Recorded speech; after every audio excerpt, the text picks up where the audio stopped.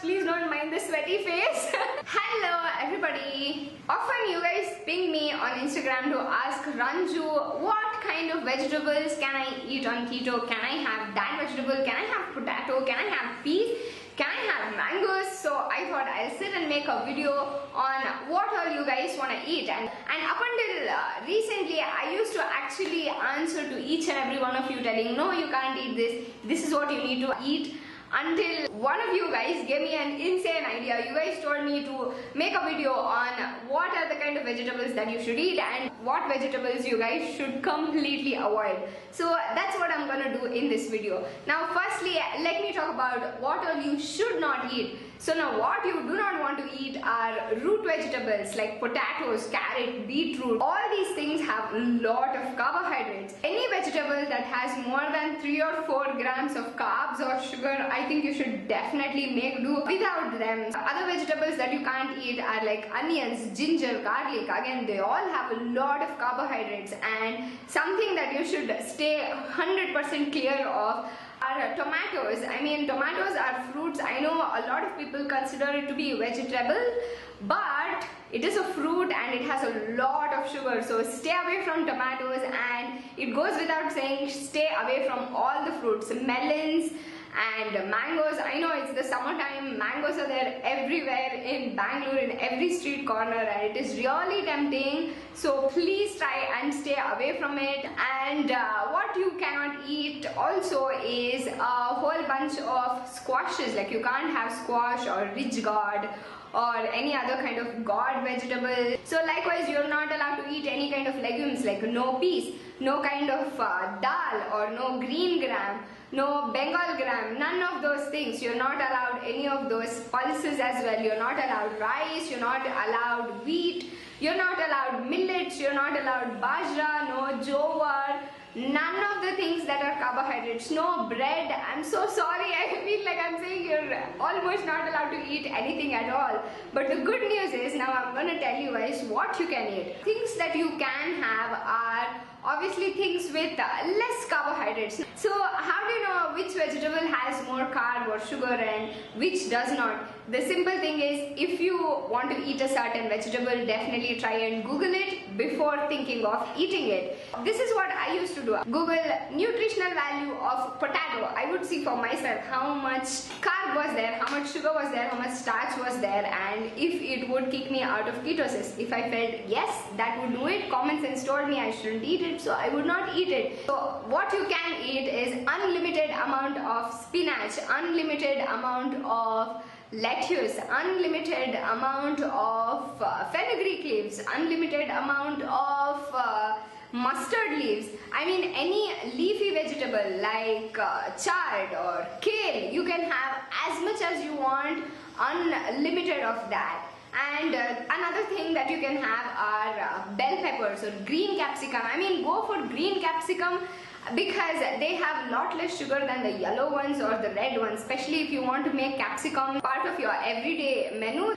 And another thing that you can eat are broccoli. Again, broccoli are very high in protein, they're very good for you. The same goes with cauliflower as well. But now you have to be a little bit careful because broccoli and cauliflower, they do have quite a lot of sugar, like close to I think 6 grams per 100 grams of broccoli. So what you want to do is make sure that the amount you're eating is less than 100 grams or less than the carb amount that you're allowed to eat. And the next thing that you can eat are green beans and even lady fingers. But again, you have to be watchful, like make sure it is under the carb level so that you're not kicked out of ketosis or your weight loss process does not get very slow. If you're a vegetarian like me, then your only choice for the basic main staple is lots of paneer.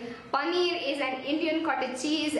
Every 100 grams of paneer comes with about 20 grams of fat and approximately somewhere between 18 to 20 grams of protein. So that's what I ate each and every single day. But if you are not an Indian, or if you are somebody who doesn't live in India, and if you find paneer a little bit hard to come by, then what you can do is eat feta or halloumi. They are very similar hard cheeses. I mean, not exactly hard, kind of soft and hard, somewhere in between. And again, all these three cheeses, you can have them raw, uncooked, grate them, put it in soups, or what you can do is kind of like stir fry them until they're all crispy and golden on the outside. Toss them in your salad. That is going to taste amazing with a crunch factor to it. And what else you can have is like a small amount of nuts, like 2 or 3 almonds. I'm saying just 2 or 3 because we don't realize how many we are eating. As you're eating, you sometimes tend to eat more than 100 grams, and when that happens, you have crossed your carb limit and you're out of ketosis. So try and be careful when you're having nuts. Important fat source is butter and coconut oil. I am a massive fan of coconut oil. Until I started on keto diet, I never used to eat coconut oil, and even initially on the first couple of days, I used to hate having coconut oil because of the strong flavor.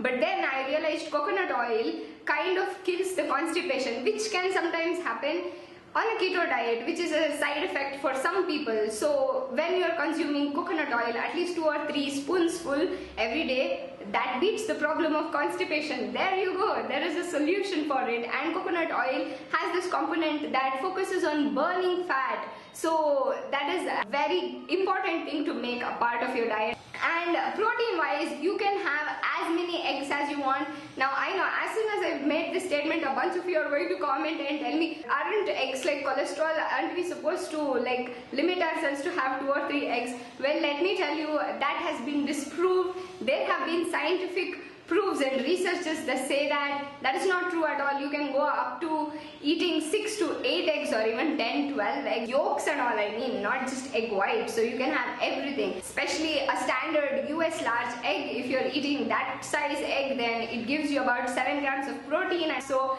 that is a fantastic thing to eat. But like me, if you're off eggs as well, if you can't have eggs as well, then yeah, paneer is your option.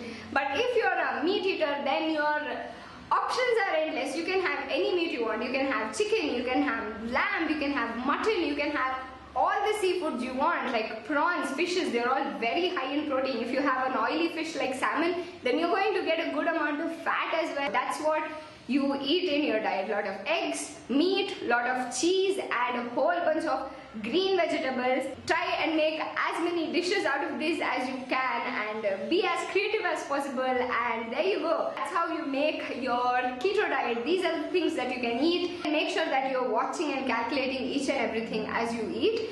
That is the end of this video. If you have any more food recommendations for keto diet, anything that I have forgotten, please feel free to write them down in the comments below, so anybody looking through the comments will find it helpful. If you like this video, hit the thumbs up button, and if you're new here, please subscribe. Don't forget to share this video with anybody you know is doing keto diet or planning to go on keto diet, and I will see you in my next one. Love you guys so much. Bye.